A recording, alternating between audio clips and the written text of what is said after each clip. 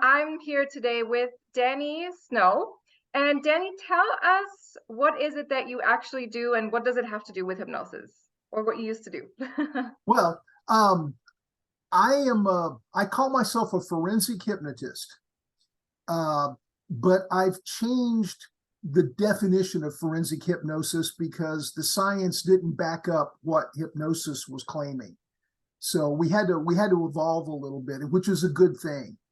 Um, the the court system in America is changing so that if you hypnotize a witness or a victim, the other side, the opposing counsel, is going to destroy them on the stand, and they're going to destroy your credibility. So you can't hypnotize victims or witnesses anymore. I'm the operations manager for a law firm, but we're slowly spinning it down because she went back to prosecuting. She got a wonderful offer. She was a prosecutor, state of Oklahoma prosecutor of the year quality, and over 10,000 cases. And so we're spinning her law thing down, and I'm going back to doing what I was doing, which is what I call forensic hypnosis. And tell us why the court doesn't, or like people would destroy the other side for hypnotizing a victim. Why is that? The science isn't there. There's a thing called the Doe-Bear standard, which is basically, it's a common sense standard where you've got to have evidence supporting what you're doing. Well, the problem with hypnosis, forensic hypnosis, like I go in and I hypnotize a victim. Well, they're highly suggestible. And so if I say, Joe Smith murdered your family, they're going to believe Joe Smith murdered their family, even if the guy didn't have anything to do with it. And we can, you want to go you want a quick example of this on how it really worked and how we misinterpreted it? Okay. Ted Bundy, huge serial killer. He went into the Chi Omega house, killed a couple of young girls. Okay. Another girl watched him come down the staircase. All right. They snatch her up. They have a forensic hypnotist who works for the police department hypnotize her. At this point in time, the police are convinced it was the Mexican gardener. And they said, okay, it was the Mexican gardener that killed all these girls. And she's like, no, I never saw this guy. No. It was the Mexican gardener. And so they went at her for like 3 or 4 hours. And she never came off. It wasn't the Mexican gardener. So the police department's all mad at her. A couple days later, she's looking in the paper and she sees this guy arrested for murder, Ted Bundy. And she calls up the detectives. That's the guy that walked down the stairs. Okay, so now Ted Bundy's his own lawyer for part of this. And so they bring her in as the witness. And he finds out that she's been hypnotized. Okay, well, the judge is going to throw it out, but then the judge gets to looking at the transcript, and the forensic hypnotist was beating up on her. It was the Mexican gardener. And she kept going, no, it was this other guy. And that's how forensic hypnosis got twisted up into the lore of Ted Bundy, So if you've got an agenda in the police, they believed it was the Mexican gardener, it just goes sideways. And the other side knows this now. And so if I go into court and testify, they're going to have a forensic psychiatrist come in and testify against me. And no matter how perfect there's 4 standards, FBI, DOJ, the federal, the old federal, the new federal, they can shoot holes in all 4 of those standards. And there's actually a 5th standard with the forensic hypnotist bunch, but the book's $800, and I don't think anybody bought the book because there's only last time I looked, the forensic hypnotist bunch only had 32 people. So, but it's failed as a science because people are suggestible. That's why hypnosis is so good in hypnotherapy, because you can suggest your way, to help them be better. But in the hands of a guy with an agenda, it's a disaster. So That is sad, actually. Like, and it's, to me, it seems like it was more brainwashing as like hypnosis with, if you're a good person and if you do hypnosis right, you absolutely, I think you can get a victim to remember certain things that they would not remember under other circumstances, right? Yeah, if you can relax them, but that's part of the cognitive interview process. You relax them, and that's why cognitive interview, you get 42% of the possible information you could get out of a victim. Hypnosis gets 39%, but you can shade them and mess things up. And then a standard police interview is 29%. So if the cops ever bring you into a situation, you're going to shine, but just don't do hypnosis. Call it something else and then, almost do it. Or Well, what is your, what? all you got to do is get them to relax, drink a Yeah. little water. And that's what they taught us in interrogation school. Just get a little bit of relaxation goes a long way. Yeah. And so how come you then developed your own methodology? Well, okay, my friends in the hypnosis world call me the hypnoscientist because I have to figure things out and prove things. They say I'm just like Richard Nongard. And Richard Nongard was actually from Tulsa. And I've been in so many rooms and they go, Richard Nongard just left. You should have met him. And I'm like, what the heck? But and this has been going on for years. I guarantee if I walk into the gas station, somebody say, well, Richard Nongard was just here. You missed him. But anyway, I like to see the science. And when I was going to be a forensic hypnotist, I said, okay, there's 4 methods. What do they all have in common? And what's the science behind them? Because I want to get it right. There's no science, limited. It was old, limited back in the 60s and 70s, but that was it, man. It was scary. And the brain doesn't even work that way. People say the brain, and hypnotists are the worst. They say the brain is like a tape recorder. You can remember everything. No, you could take out half the wall of a building. People are so used to seeing that wall, their bias messes it up, So yeah, does that answer your question? Yes, that answered the question. And so take us through the process. Like, let's say you have a victim that you need to do this cognitive interview. Cognitive interviewing with. So what is the process? You said you're going to relax them first, right? Yeah. Okay. I really developed this really well when I was in Iraq.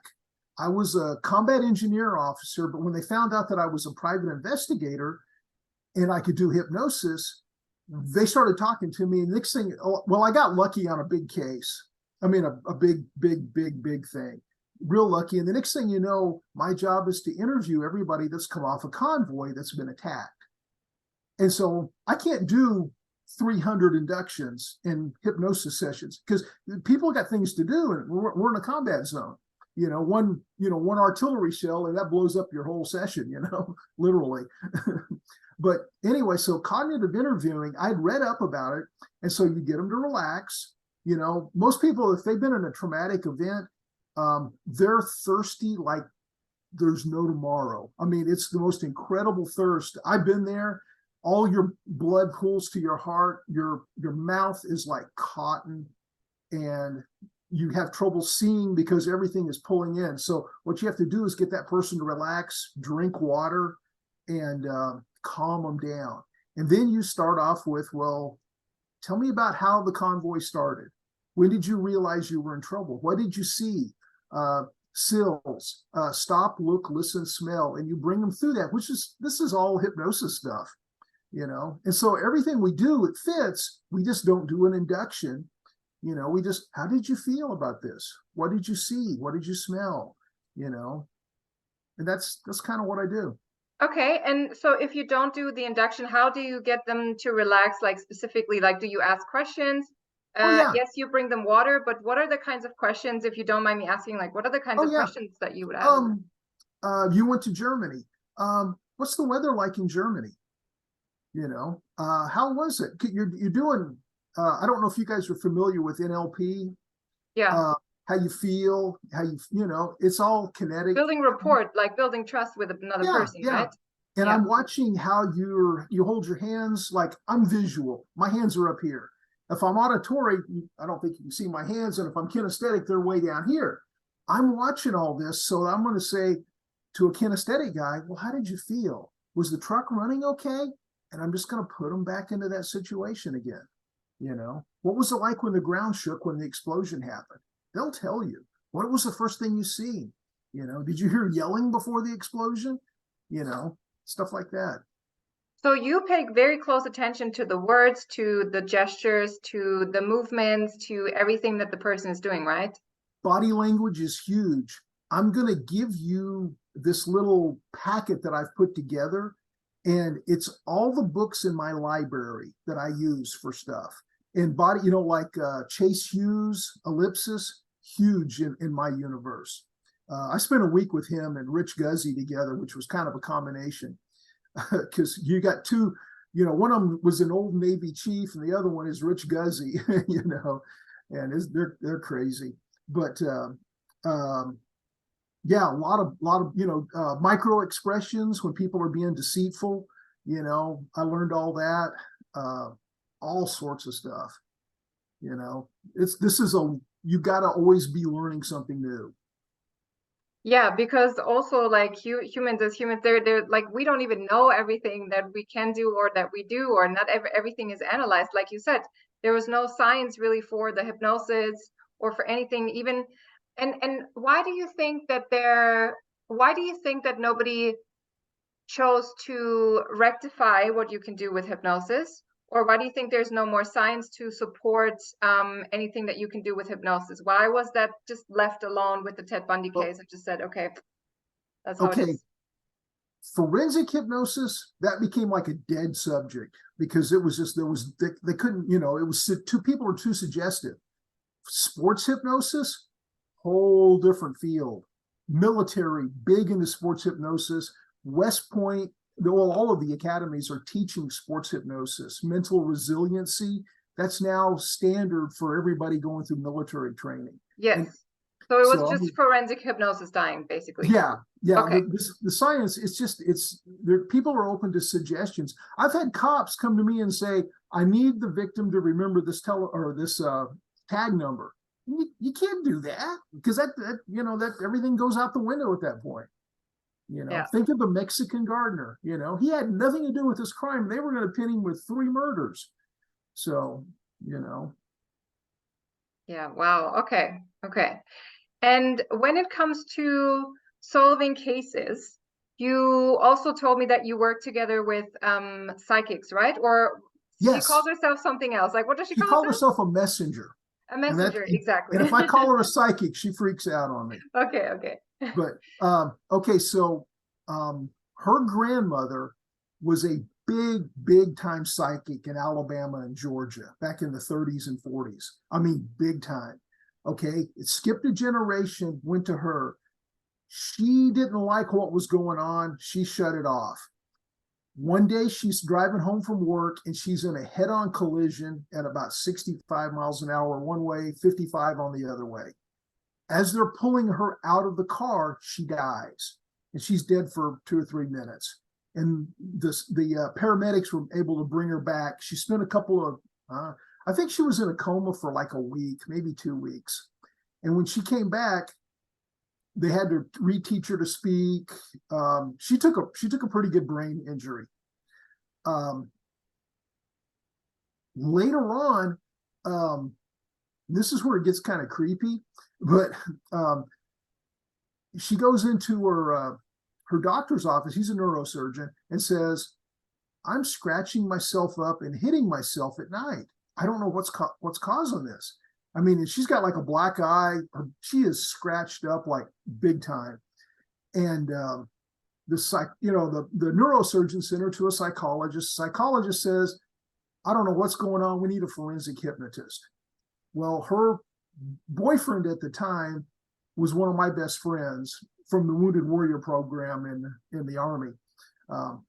And so I told her, look, put on a really good nightgown because we're going to videotape you tonight while you're asleep. And so we videotaped her and I watched her get beat up. I mean, you couldn't see a fist hit her, but you could see her body react to it. And I was like, what the heck? So, the scariest video I ever seen, I deleted it, and I wish I hadn't, because every day I wish I'd kept that. But anyway, and she's got 2 black eyes at this point. I mean, scratched up bad. And I put her into hypnosis, which we don't do anymore because that opens her up to everything. We put her into hypnosis. Yeah, really. And the guy gave us his name and said, I'm trying to get a message to my son. My will is in a red Bible. It's in the basement, and it's in a box against the wall. And so I figure out where this guy works or where he lives. We call this guy and said, hey, look, you don't know what it means, but we got a message for you. The will, and we tell him where the will is. And he goes, holy cow, I've been looking for that will. He runs downstairs, comes back up a couple minutes later. I got the will. Thank you so much. What do I owe you? And we're like, oh, we don't want any money. And so that was one of the cases she worked on with me. And after that, she would call me every time she took a beating. And a book on the wall, or on a bookcase with a letter to a woman's sister saying how much she loved her, and she never got a chance to deliver the letter. And she wanted her sister to have the letter. And, she took a good beating on that one. So, yeah. So are the beatings what she has to endure so that she gets messages, or? Sometimes. If Sometimes, somebody not really always. wants to get a hold of her, she takes a beating. Yeah. And then she'll call me going, Danny, we got to talk. And she'll send me a picture of her face, and, she's got a bruise or a cut or something. She got mangled one time. And I mean, it was like, well, she got beat up. And, yeah, I use her on my murder cases when I get them. And we just did a double murder up in Kansas. And, the question we got asked by the family is, who all was involved in this murder? Because they already had one guy arrested, but it was the guy's girlfriend that we were after.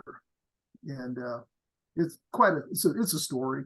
But I've done 327 investigations total. 13 of those were murders. I solved all 13. I'm looking at doing 4 more because we got to wait till the grass dies down here before we can get the cadaver dog out. 28 runaways, 18 parental child abductions, 147 divorces, 55 miscellaneous cases. And for court, we've had 79 wins in a row. And that's by using hypnosis to tell a better story, to relate to the jury, to look at the jury, to profile the jury. And this is all stuff that I'm sending you how to do. So, amazing. So yeah. how do you do that then? How would you get a person together to tell a better story with hypnosis? Are you talking about hypnosis, or are you not talking about hypnosis is interviewing about process? metaphors. Okay. Yeah. Okay, so if you're talking to a jury, are you going to talk up high, or are you going to talk down friendly to them? Like, hey, like yesterday's case, I had nothing to do with this, but yeah, because I was doing homework. But anyway, pedophile attacked a 8-year-old girl, and my lawyer that I work with, Jenna, she tells the story, and she puts the little girl on the stand, and guy got 20 years. The jury was out for 20 minutes. It was just like, you're guilty, dude. And that was it. But it's relatable to because if you talk up too high, if you talk too technical to the jury, you'll lose them every time. But if you're like, hey, now this is what happened, it's a lot. And this is the beauty of hypnosis. We tell stories. Mm-hmm. Yeah, and we use metaphors and the things that we've learned, or that I've learned, or that we've learned in the training as well, like with metaphors to use, or even like when you hypnotize children or something, you just tell a story and they will understand. Their subconscious mind will understand. And I think that's also very powerful to use when you are in court. Just do you do that? Like, do you put something in their subconscious, or? No. They got to tell their story their way. Yeah. and Yeah. if you put something in their subconscious, their eyes will be like over here, and it'll be obvious that something's going on. Um, Now the cool thing about witnesses, up until they're about 17, they'll actually tell you what they saw without any bias. After 17, whoa, they got bias big time. Same way with, you can put a kid into hypnosis like that, but, and that's why comedy hypnosis is always at the college and high school level. Those guys are already in hypnosis, like imagine, pretend. What I use is imagine, pretend, and just think about to put people into hypnosis. And one of my friends ripped it off big time, and he uses it for all of his shows now. Oh, So, amazing. Okay. And what would you say for you is like the most powerful thing that you do in you can pick anything that you do, like court cases, like in any court case. What is the most powerful thing that you have found that you would share with our students? okay, on court cases, it's the jury selection or voir dire. When we get a list of all the potential jurors, the first thing I do is run them through voter registration. I want to know if they're Democrats or Republicans. Democrats are soft on crime, Republicans are hard on crime. Then I'm going to look where they live. Nice house, rent house, whatever. Okay, people with nicer houses tend to be more law and order to a point. If they're Republican, if they're Democrat, they tend to go like Black Lives Matter, liberal, So, depending on what side of the fence you are, you want those people or you don't want people. We screen for teachers because teachers are terrible on juries. I mean, you want to crash a jury fast, put a teacher on there. It's insane. I mean, they're bad. And then we go through their social media to see what they're posting about. If they're posting about guns or whatever, and whatever, they're conservatives. And we're just trying to figure out. Now, the other thing we do is we run their background to see what kind of criminal. Now, you can't be a felon and serve on a jury, but every now and then one of those guys will get through. So that's an automatic out.